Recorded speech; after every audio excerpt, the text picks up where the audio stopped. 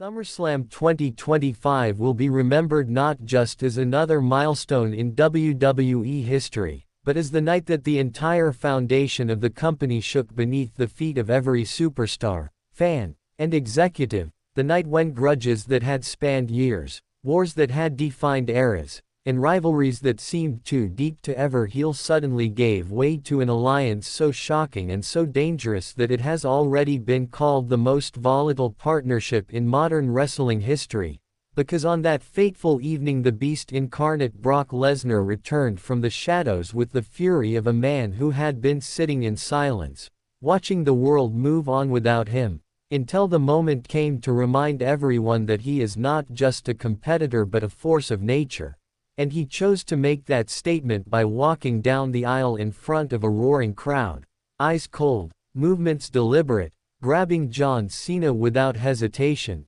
hoisting him high into the air, and delivering an F5 so thunderous that it felt like the entire arena shook, a move that left the audience gasping and the commentators in stunned silence, not just because of the brutality of the moment but because it marked the beginning of something no one thought possible. Lesnar joining forces with Roman Reigns, the very tribal chief he had once sworn to destroy, and together declaring war on Seth Rollins, Paul Heyman, and their newly formed faction known simply as the Vision. To understand the gravity of this, you have to remember that Roman Reigns and Brock Lesnar have spent nearly a decade tearing each other apart on the grandest stages.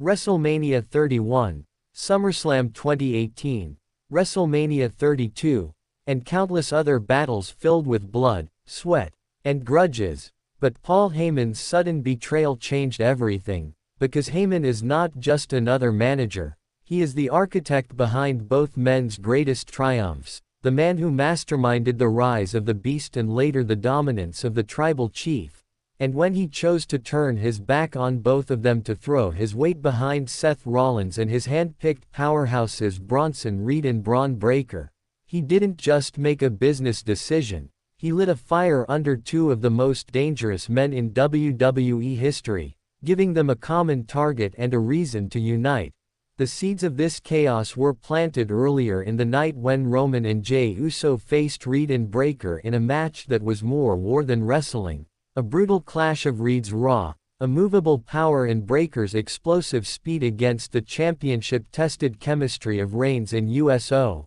a match that ended with Roman delivering a spear so devastating to Bronson Reed that it looked like it could have cracked ribs, followed by Jey Uso soaring from the top rope with a splash that sealed the victory. But while the Bloodline stood tall in the ring, Paul Heyman was backstage weaving his new empire, waiting for the perfect moment to reveal it. Later, when John Cena made his unannounced return to address his future, the arena's excitement turned into a frenzy as Brock Lesnar's music hit, the Beast storming to the ring without a single word, dismantling Cena with surgical precision, and leaving the WWE Universe buzzing with questions. But before anyone could get answers, Heyman and Rollins emerged with their faction, Seth wearing his Vision colors like a declaration of war, flanked by Reed still nursing the wounds of his earlier loss and Breaker radiating that dangerous energy only a young, hungry phenom can bring.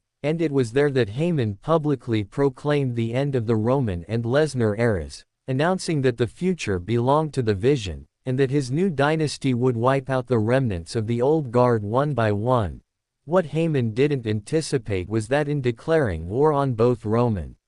and Brock, he was forcing them into the same corner, and when you corner two apex predators, they don't destroy each other, they destroy the threat. SmackDown the following week proved it when Rollins took the mic to mock his enemies, calling Brock a fossil and claiming the tribal chief had been dethroned, only for Roman's music to interrupt and bring the crowd to their feet. But before he could even speak, the unmistakable sound of Brock Lesnar's theme hit, sending the audience into a frenzy, the two men meeting in the aisle with no handshake, no embrace, just an unspoken understanding that for now their hatred for Heyman and the Vision outweighed their hatred for each other. And then chaos exploded as Reed and Breaker charged, only to be met with a spear from Roman that nearly cut Reed in half and a German suplex from Lesnar that sent Breakker crashing across the ring. The violence escalating until Roman drove Seth Rollins through the announce table with a spear as Lesnar delivered an F5 to Breakker. The scene ending in such destruction that WWE officials had no choice but to book the massive tag team main event for the upcoming premium live event. Roman Reigns and Brock Lesnar vs Seth Rollins and Bronson Reed, with Heyman prowling ringside and Breakker undoubtedly waiting to strike. Within minutes, social media was on fire. Hashtags like #BeastandTribal, #Vision Under Siege, and #Heyman Betrayal trending worldwide. UFC legends like Daniel Cormier weighing in with tweets saying the pairing of Reigns and Lesnar was scarier than any fight he'd seen. And fantasy matchups began to dominate fan discussions. Lesnar vs Breakker in a generational monster battle. Roman vs Seth in a grudge match for ultimate revenge. Even a Survivor Series elimination war pitting Roman, Lesnar, and the Usos against the Vision and Mystery Partners. But beneath all the hype lurks the dangerous truth that with two alphas like Roman and Brock, this alliance is as combustible as it is unstoppable. And while they are united now with a single purpose, to annihilate the Vision, history tells us that eventually their paths will collide again in a fight for dominance, the only unknown being whether that explosion will happen before or after Heyman's empire crumbles, because if they succeed in wiping out the Vision first, WWE may find itself with a new and even greater problem, one that no superstar, no faction, and no executive can control. As the Beast and the Tribal Chief march toward war with the cold certainty that when they finally strike, it won't just be their enemies who are left broken, it will be the entire foundation of WWE itself.